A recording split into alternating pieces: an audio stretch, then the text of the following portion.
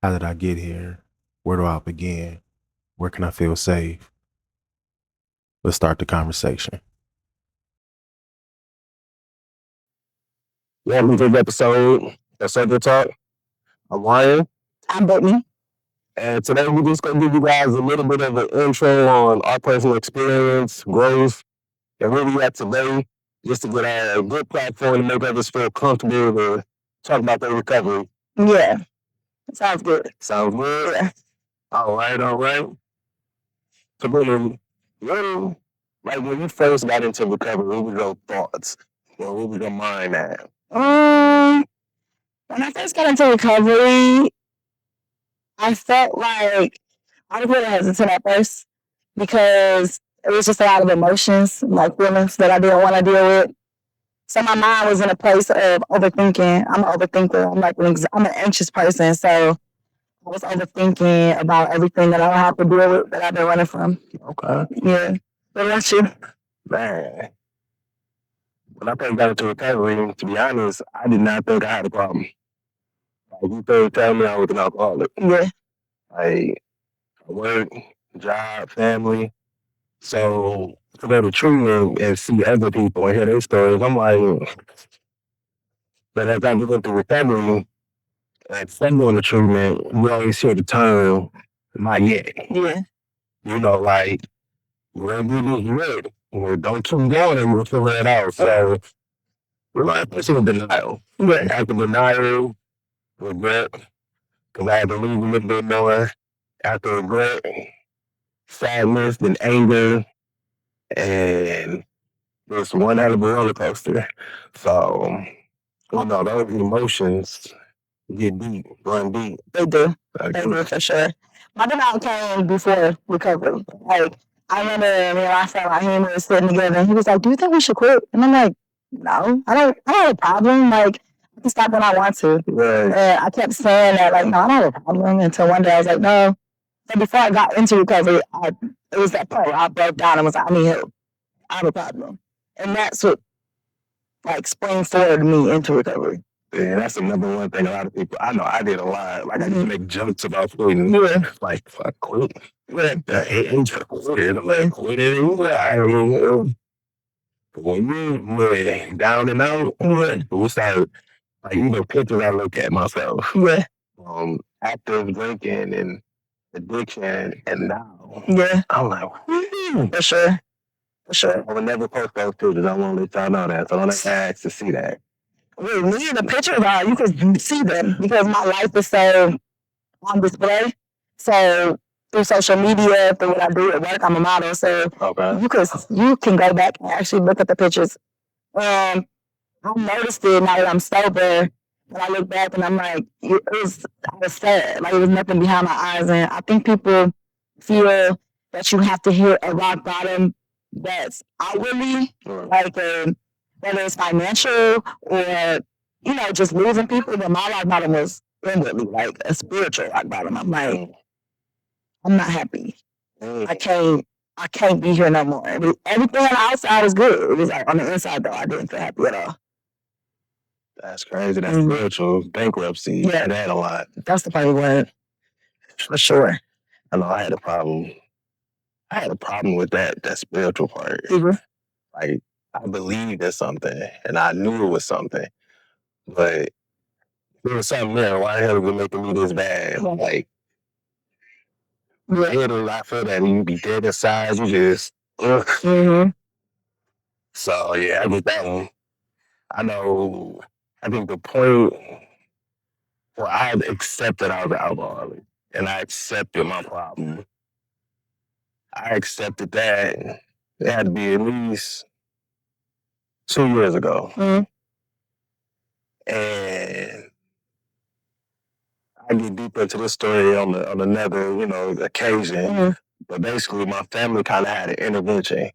And I was like, man, to see my family around me and have to talk to me. And like later that night, I ended up having to go to the hospital for withdrawals. Wow. And like to look at my mom's eyes was like, she didn't know if her son was gonna fucking make it out. Right. So that's why I was like, you know, I got a problem. Even though I kept going to treatment Yeah. and keep saying, oh, yeah, I go to LA, I still didn't think I had a problem. I was looking for that control. Yeah. And I don't think a lot of people even know you can go through alcoholic withdrawals. Because I just found that out in my LA groups that you can go through alcoholic withdrawals. I didn't even know that was a thing. Man, you never been through it. Stop. I don't recommend it. Just to breathe. When I went through that, it was like a 3-day process. Yeah. Like first I started with the shakes. First we got with the shakes. Mm-hmm. And then we got to hallucinations. Like I started hearing voices. And you know, you think you tripping. You like, I'm laying in the bed. And I'm listening to a comedy on Pandora. Mm-hmm. And as I'm laying in the bed, I swear I'm like, okay, I know it's not saying my name. You know, I said Ryan. So I'm like, all right. Next day I'm tripping. I'm like, hey, I'm switching rooms. I'm here, so. This was while you was in recovery. Yeah. Okay. You was in treatment. I was in treatment. I was home. Oh, okay. We started recovery, but still drinking and everything. Next night, it got worse. Then I started seeing things. By the time it got to a point, I thought I would have to go to a mental institute. The mental institute told me that he was going through withdrawals. And I had to get rushed to the hospital so I don't seize out. Yeah. So that was the first time I went to the hospital on that. I had a couple. Yeah. Don't go through it. I done went through a couple episodes where it was like, whew. I would say I definitely went through probably the OD version of alcohol. Wow. You know, I probably get backlash for that, but whatever. You know, that's how it felt. That's how it felt. Yeah. So, your feelings, you can't get backlash for your feelings. Hey. That's you telling that story. Man. Let me see what we got here next. Mentally, we were early, like what was you going through mentally? I know you said, you know, you felt spiritually, but inside, mentally, what was you feeling? Mentally, you know, it's crazy. So I'm 60 days sober right now. I don't really have an answer for that because I don't think I still know how to process my emotions or feelings to where when, like, let me give an example. If somebody's asking me how am I doing or like how am I feeling, I have to look at a feelings wheel. So I'm able to be able to pinpoint exactly how I'm feeling. So mentally, I can't really answer what I was going through, but I know that I was depressed. If that's a mental thing. I know that I was depressed. I know that I was obviously anxious, but depression was deep. And I felt like I was always trying to mask it by obviously using and drinking and just always trying to stay busy. And I always did a good job at making it look like I wasn't. Right. But when that high came down, or when I'm alone, and you know, that's when I really started to feel that depression kick in for me. You hit the nail on the nose. Yeah. Staying busy. Yeah. We was doing that. Moving fast. Yeah. Because that's common. I did that definitely. I know mentally would try to, I'm about to get this job, I'm about to do this, I'm about to do that. Man, I was good. It was very good. I couldn't maintain it because I didn't, mentally I was quick. Quick to crash out. Yeah. Quick to snap. Self-sabotage. Yeah. Mm-hmm. Like you said, we had them lows. Lows were low. Yeah. You know, you get that depression, like you feel by yourself. Mm-hmm. You don't want to do nothing, take care. Mm-hmm. And yeah, it gets sad, man. It does. And it's crazy because it's like you putting yourself in it because we depressed almost because we don't have Mm-hmm. that best friend that we used to have, that Mm-hmm. that drug, that alcohol. You ain't got that. So it's like, Yeah. people still gonna love me. Yep. You know, what Rich said, Yeah, I had it done for you. that's why I'm tired of seeing it. That's how you feel, man. Sure. You feel like that. I don't still gonna love me. Because I know when I got into drinking heavy, I was living out of town. Plus, I was living in Florida in college. Mm-hmm. So I was with the party man, Yep. buying alcohol. All the mans. Man, what? That's, Oh, you went to TSU? yeah. Oh, yeah. Yeah. Nashville, man, listen, I was in Nashville probably 4 months. And people knew my name, and I'm like, bro, this ain't right. Yeah. You know, I'm in the cafeteria one day, and somebody was like, man, you going home? I'm like, damn, that should have been my first song right there. And I was just a party dude. And people were coming to my house just to party, bro. Like, heck, shit, drink. Man, I'm gonna tell you this. I ain't seen none of them when I was down in that though. Never. Shout out to TSU though. Shout out. I've been to TSU one time. Yeah, it's definitely a party school. Definitely a party school. But I agree with you when you say you wonder, like, if they still gonna love me, because I always thought I needed to be, some type of turned up to be the life of the party. And everybody always like, you the life of the party. When you come, you know it's gonna be a party. But I'm like, oh, y'all really saying like I'm a turned up, drunk ass, high ass bitch, but y'all don't really want to say it like that. So y'all masking it, oh, you the life of the party. But it's like, no, I was always fucked up. Right. And I felt like that's what I needed to do to even like be able to socially function sometimes. So yeah, that was one of my biggest fears too. And that's a good segue, because like even with plans, how do relationships, what's a brain after, family, friends, personal relationships, how does that affect it? Like, how did it affect you? And more so, how do you think it may have affected them? Well, I started, so family, my friends and family went two opposite ways. So with my family, I was always hiding, like my addiction. So my mom had an idea, but I felt like she didn't really know how to go about it, which is why I isolated. I feel like I isolated myself from my family. And so when I isolated from them, I went to my friends. And I consider my friends my safe space. The ones that I got high with, the ones that I got drunk with. And like, we would be together. I would say, so if I'm 60 days sober, since like January, I had the same small group of friends that I call my safe space, that we always turned up together, and we were always together. And I'm like, I really hurt y'all. Like, y'all understand me. Like, we can have these deep conversations. We have the same. I feel like people who go through addiction or have an addiction issue, they usually have the same mindset, like, which is why I love groups now, like other groups, because I feel sobriety groups pretty, because I feel like we have the same mindset where we understand each other. Like, it don't matter what you look like. Y'all all can relate. You can relate to somebody in some type of way.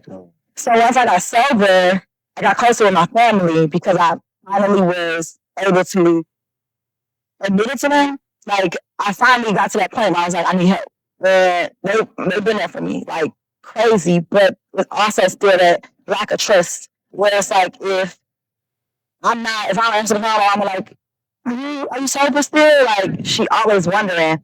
Where with my friends, I probably say I haven't heard from like one of them since I've been sober. Like, I don't get checked on. Like, and they feel like, well, I talk to one of them and they kind of like, I just feel like you think you're better than us now or something. And it's like, no, that wasn't really the case, because I'm not even trying to make y'all get sober, because I knew nobody could do that for me. I had to do that for myself. But they feel like, oh, I didn't really want to reach out to you because I feel like you was on a whole different journey. And I'm like, okay, that's the excuse you're using, but I don't know. I feel like once you take the drugs and the alcohol off the table, what do we have? Like with some of my friendships, it's like, what do we have? And then you try to cling on to some of them, and then you be like, I don't even know what we got no more. So definitely changed. What about you? I know for me, a lot of my friends, I've never been a real friend person. Like, so when I did stop talking to a lot of my friends, it was a lot of people that I was drinking and smoking with. So it was okay to lose. Some of them, I had a couple friends where it was like, when we stopped talking, it was like, dang, I needed you at this critical time. Yeah. And you was like, man, I ain't dealing with that shit no more. Now, looking back at it now, I can't be mad at them because they don't know. A lot of people don't know how to handle that. So, it was a lot of forgiveness for myself to look at it from their point of view. Most of my hurt came when I was like family. You know, like a couple of times, I know I put my mom through the ringer. You know, my wife at the time, you know, we got a pretty good relationship now, but I was closet drinking like crazy, you know. And I'm not saying this to make light of it or, anything, but everybody was like, I became the Pablo Escobar of alcohol. I knew how to hide it, where to put it. Okay. So it was like, one day they go through the house and they're like, well, what's going on? Yeah. And nobody really never knew how bad it was. So when I be tripping out on people, like, what's wrong with him? Why is he acting like that? So it really affected. My mom too, she had to get her own personal help because, my addiction almost became hers. Yeah. Like she, got to a point I had to move back in with her and she was like, she'll come and check in on me and do this and do that. And I had to get to a point where I had to tell her, like, man, if I really wanted to drink, I could do it. Yeah. And I can hide it. Yeah. I'm an addict. There's nothing you can do to stop me from getting what I want. Yeah. And, she got her help, and it helped us a lot, man. Our relationship was a lot better. Me and my son's mom relationship is a lot better. They see the growth. Yeah. I'm on a year today, and my mom still got my location on my phone. She don't have my location. She's like, what you doing? I'm like, man, listen, I got an old phone, so my bad. But it's a lot of trust. Yeah. A lot of trust had to, but I had to let them go. Yeah. Not because I thought they did me wrong, but I had to let them heal. Yeah. I put these people through something. Not to mention, like, when we live in social media today, so, we start jumping in DM, that's some drunk shit. Listen, anybody I ever said some weird shit to, apologize. This is a coming command. I apologize. I was going to levels, you, but we get to a point where we just like, damn, I need to make a step back. Yeah. And it affected a lot of my relationships. Most of the ones that are truly important are really linked with my brothers, my stepdad, my mom, my grandmother, my son's mom. So it's like, anything outside of that is like, hey, take it or leave it. Yeah. My side of the street is clean. Right. But, man, it feels amazing just to see that they have trust in me again. Yeah. To see that they believe in me again. And it motivates me to keep working. Keep doing what I need to do to help somebody else. Yeah. So. That's what's up. But that stuff right there, man.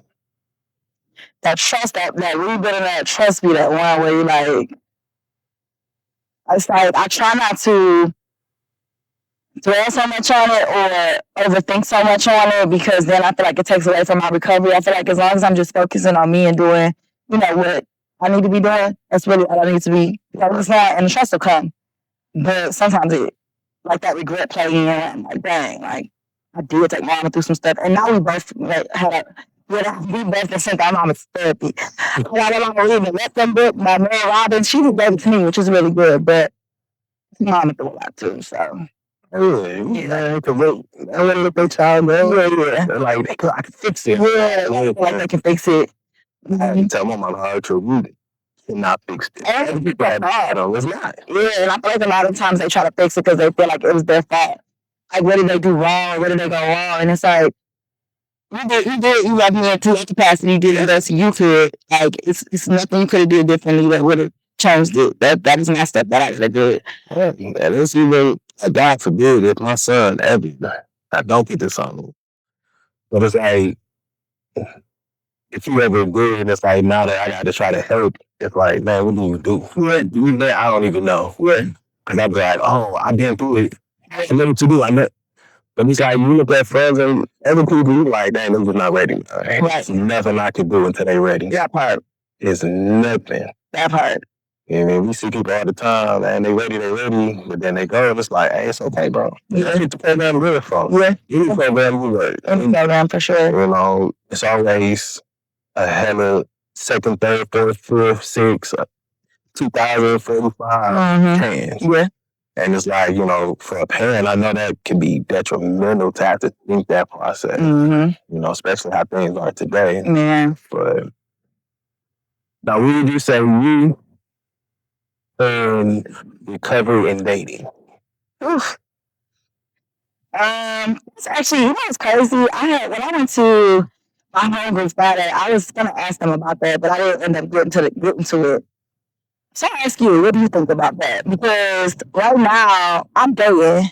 And actually it's crazy because the person I'm dating, I met him like 7 days after I got sober, and he don't drink, he don't smoke, but he didn't have to, you know, go through recovery. It's just something, you know, some people just pick it up and put it down. Yeah. So I'm like, did God like put him here, or is this just a distraction? Like, I don't know how to play that, because I know some people say, don't date during recovery, and then some people say 2 day, well, I haven't heard people say 2 day during recovery, but I see people that are dating during recovery and it's happy. So I don't really know. What do you think about that? I'm gonna say for me as a man, no. No?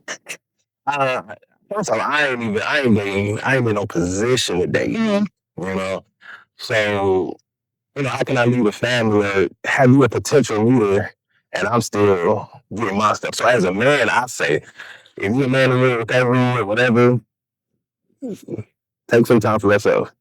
Understand and grow. Go into the man that future girlfriend or wife needs. That's really good. You know, cause you can meet somebody who's like, dang man, that's the one. That's me. But you ain't fully there, that's it. Yeah. And then, you know, I just don't. I don't know how it is from a women's point of view. But yeah. I would say move early or whatever. It's all that mental space. Yeah. You do it, be careful. Yeah. Diligent. Right. You know. Have discernment for sure. Yes. Yeah. Something seemed like a red flag, we would be like, yo, Yeah. And you fucking with my recovery. Right, that part. That part. Because I always say for women in general, I always try to say with women to look at red flags early in dating. I think with a lot of women, we just want to jump into something instead of actually getting to know somebody. I say dating's like a courting process. Like, actually, I always say the first few dates is kind of like a job interview. You be like, that's crazy. I'm like, no, it is. Because I need to figure out, like, I need to figure out, like, if we're compatible. Like, do we align? Do we have the same values? Like, I love him. Like, I don't be with him. Like, no, I need to see how you are when you're angry. I need to see, you know, how you are your family, your emotional capacity. Yeah. I always tell women, like, date these men. Date them. I'm not going to have sex with them, but date them for sure. Get to know them. Get to know them. Dating. That's the right question. That's the right question. Date intentionally. Dating. For sure. They intentional. If people out of recovery be doing that, you have to.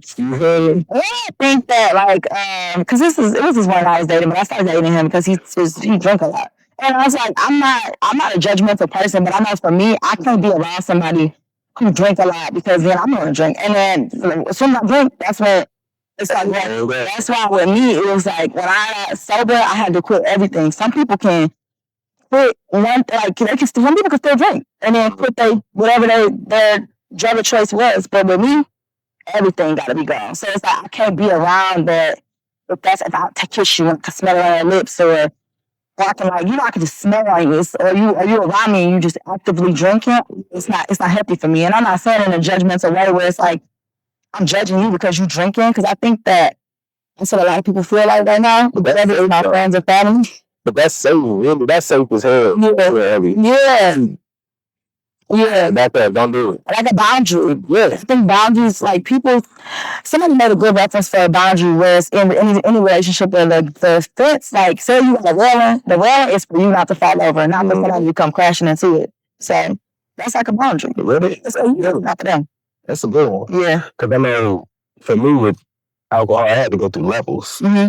It's like at first it was like, nah, don't have it around me. Yeah. Don't play with it. Yeah. Devil.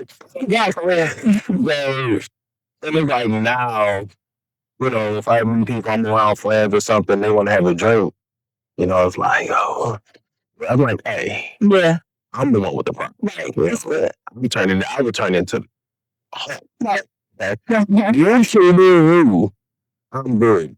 Feel like now I'm comfortable. If I go out somewhere, you know, I get like a cranberry and soda. Yeah, my too. You know, I didn't bother my too. I didn't even go to my Expensive food. Okay, cranberry and soda. So I'm keeping cranberry and soda. My too. Because one time I tried to hand me in my tub, and it was $20. I said, you know what? This and then I don't even know what non-alcoholic tequila is. So what the hell is it? That's like, listen.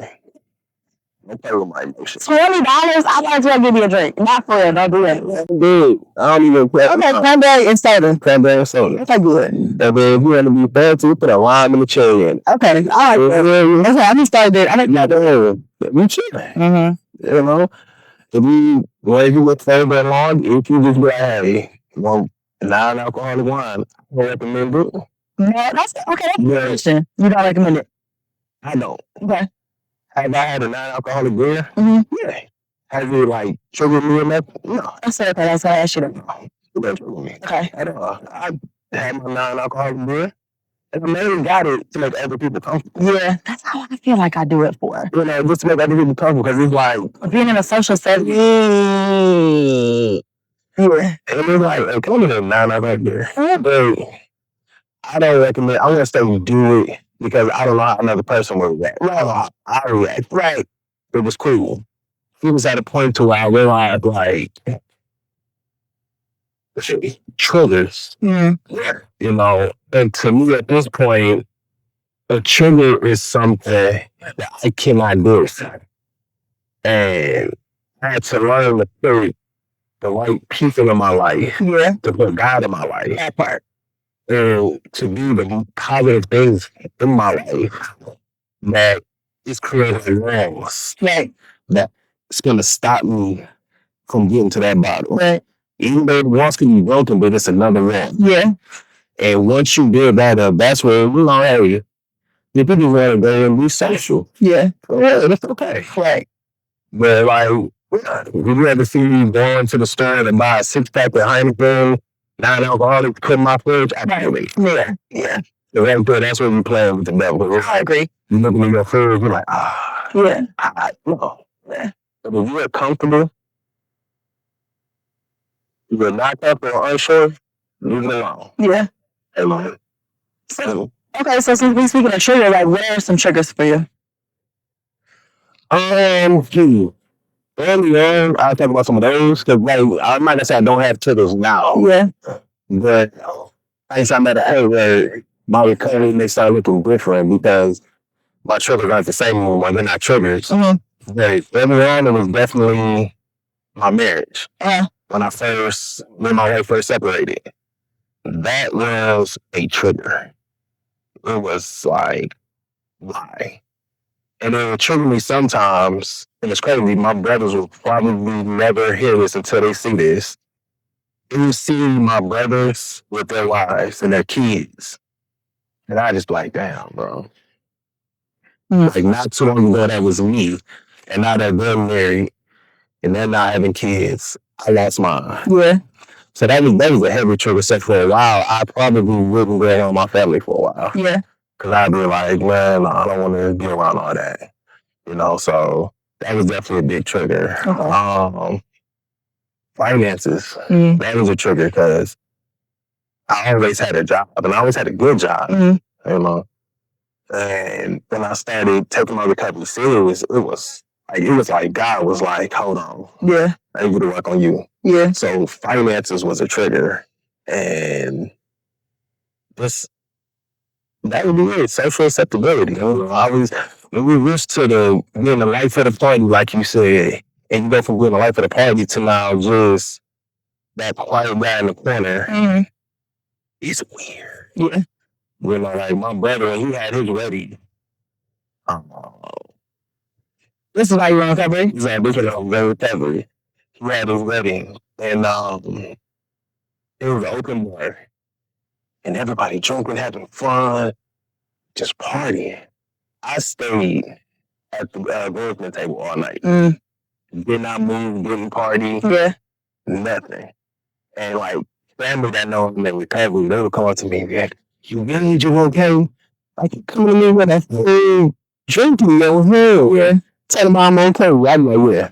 Mm. I want to knock that shit out your hand. But that was true, man, because dang, here it is. Once again, a celebration of family, drinks, you know, seeing the little ones, and it's like, this is where I'm at right now. Yeah. So that was definitely a hard pill to swallow. And acceptance, which I had to accept, you know, who else? Yeah. You know, once I did that, it got a little easy. I ain't gonna say time heals. Right. Listen, in my opinion, time just teaches you how to live with that shit. That's good. You know, some people say they're healed, some people say they're on the journey. We're all living for the first time. Right. We all on the goddamn journey. We all on the journey, so it just teaches you to live with that. And I've been hella good with it. Mm. You know, sometimes I sit back and think like, man, if I didn't go through all that, I would not be the man I am today. I agree. Would not. So would you change anything?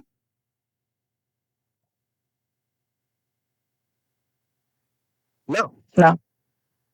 You know, part of it you want to say yes because you be like, man, I lost so much or I went through this. But Yeah. I wouldn't change anything. I keep it at the same. Yeah. Same. Because it makes you look like, that's what creates the best version of yourself, not being this great person all around. And then you're like, oh, I'm going to try this today and do better. Yeah. I agree. Well, that basically builds character. Right. And I think that people with the best character and the best hearts have been through some of the worst things, especially not even been through it, but actually have made it out of it, or are making it out of it. I think those create the best people, so I wouldn't change anything either. As you said, the best. Make it out of it. You would make it out of it. Because you have some that is sit there and just stay in it. Right. And be like, Right. Like sitting in it. Like, I was there sitting in a burning house. what? And then complaining and blaming everything. That's my stuff. Like, oh, girl, what happened? Why you doing this? What about that? You can't do that. Yeah, get up. Yeah, you can. I can't. Yeah. So that is definitely one of the hardest things. So like now, you know, you 60 days, you've been doing good, you've been changing. Like what do you see yourself doing like more fun? Like not more fun, that's too crazy. More fun. Yeah, Like really be forefront of like how you just like alleviate the stresses of recovery and embrace the journey. yeah. So, well, so you kind of answered it. I actually focus on enjoying the journey more than where I'm going. Like I'm always focusing on like where I'm supposed to be versus like where I am now.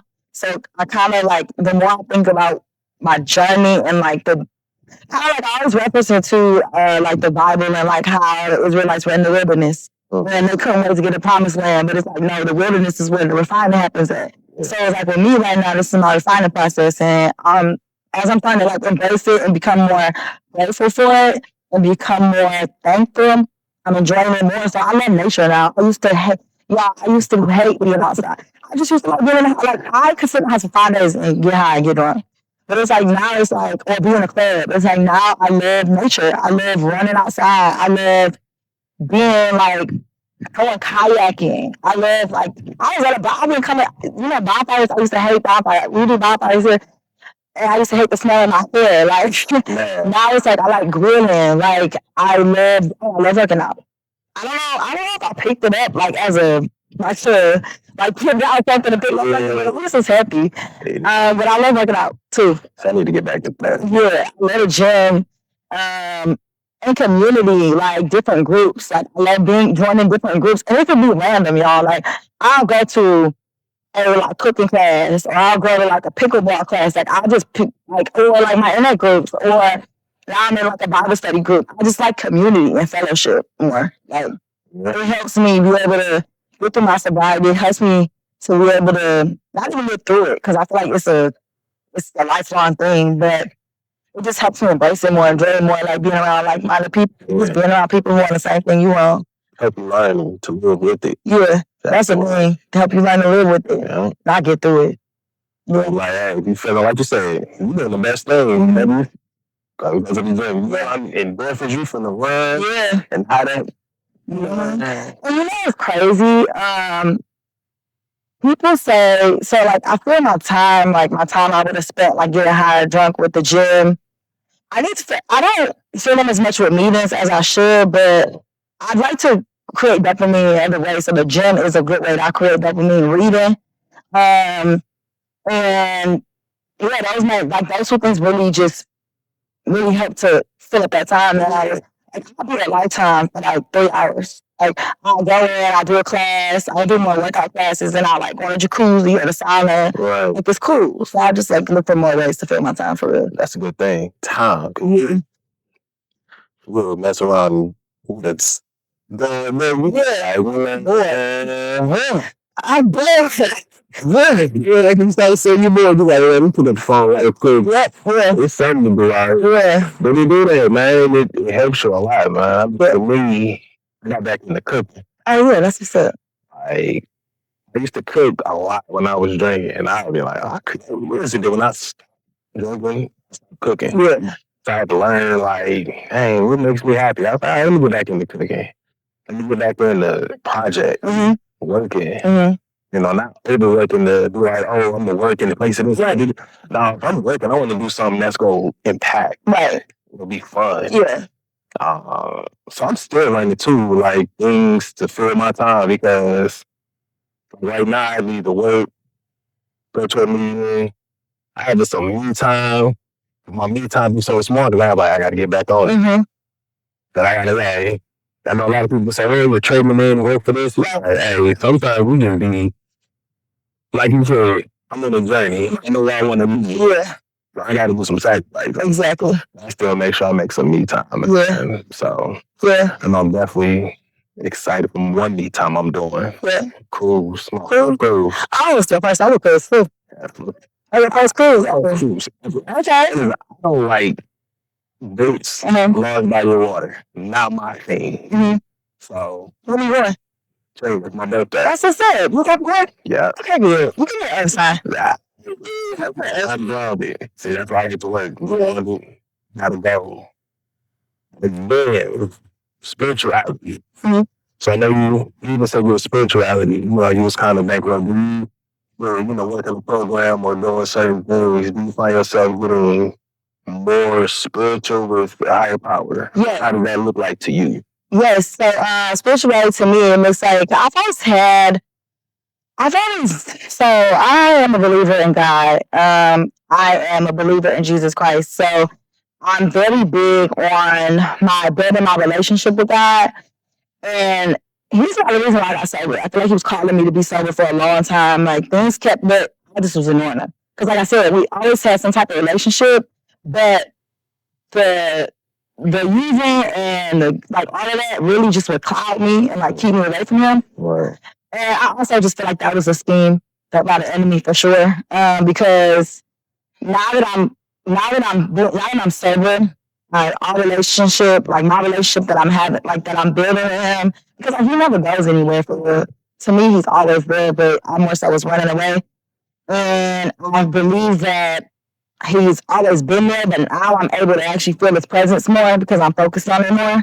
But when I say he's been calling me to be sober for so long, like I done been like some like things that I went through, like for drinking, I done got like DUIs, like I done had near-death experiences with using. I done like, and his mercy got me off of a DUI. I mean, like one of my DUIs I got, I blew wherever, and I was on the wrong side of the road. Could have killed somebody. Could have killed myself. Lesson. I got a lawyer, and my lawyer miraculously don't know how he did it, got it down to double parking.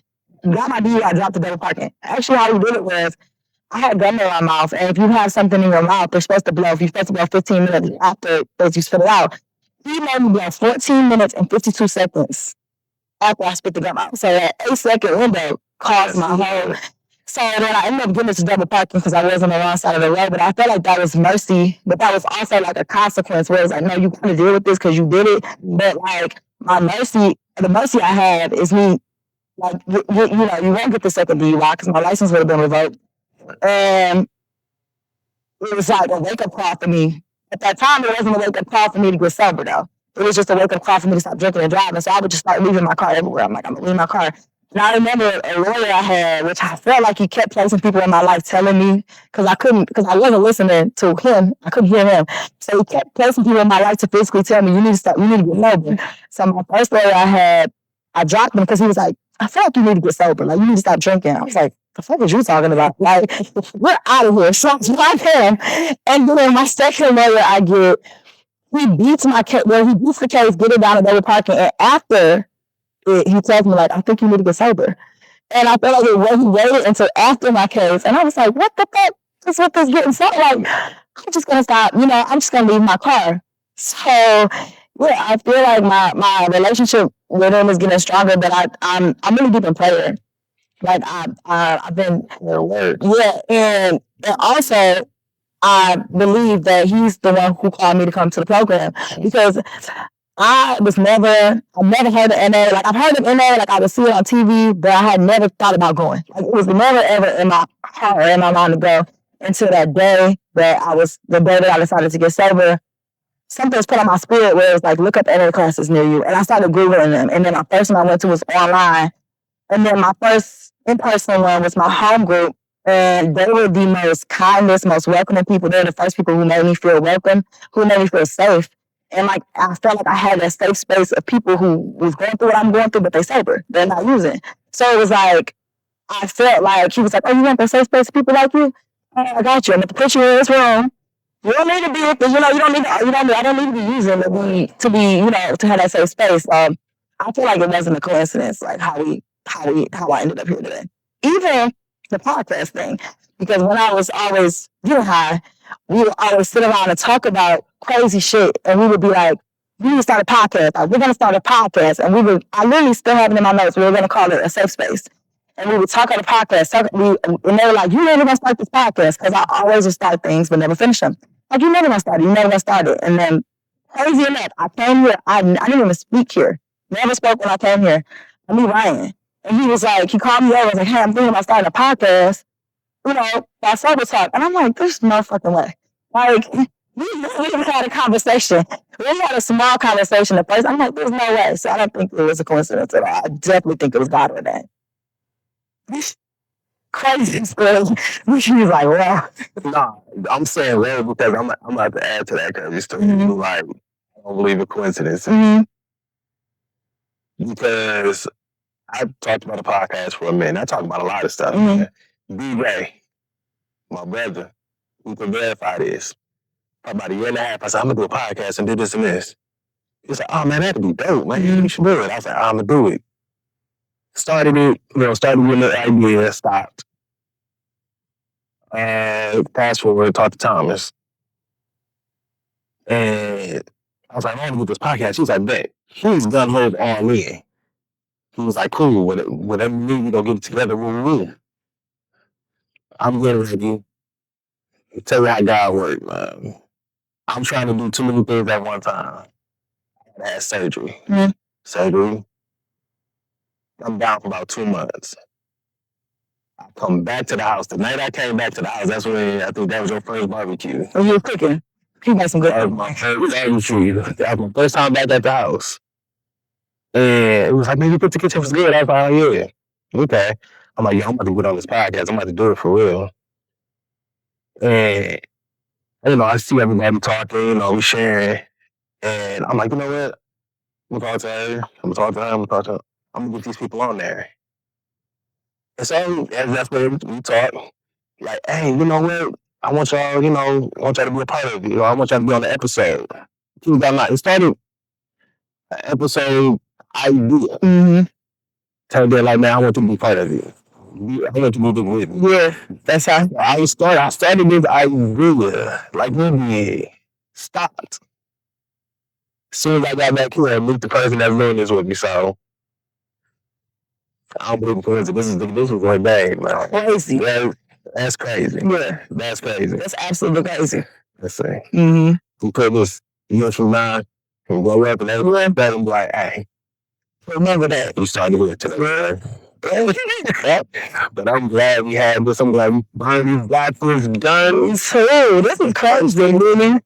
I done finished something else. Man, This is crazy. We done finished something. So it is possible. It's man. possible for I sure. want to thank y'all for tuning in to this episode of Sober Talk. I want y'all to be looking forward. We're going to be dropping every Friday. Mm-hmm. So be looking out for us. Y'all have a good night, all right? See y'all later. Peace.